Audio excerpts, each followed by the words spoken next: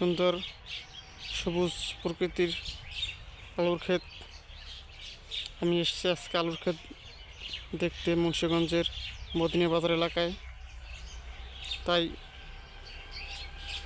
আপনারা অনেকেই আমার কাছে আলুর ক্ষেত দেখতে চাইছেন, ভিডিওর মাধ্যমে কমেন্ট করে জানান। তাই আমি আলুর ক্ষেতটা ভিডিও করতেছি আপনাদের দেখানোর জন্য। দেখুন কত সুন্দর দৃশ্যটা আলুর ক্ষেতের।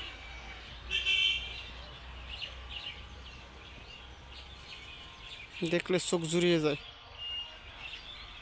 সবুজ আলুর ক্ষেত।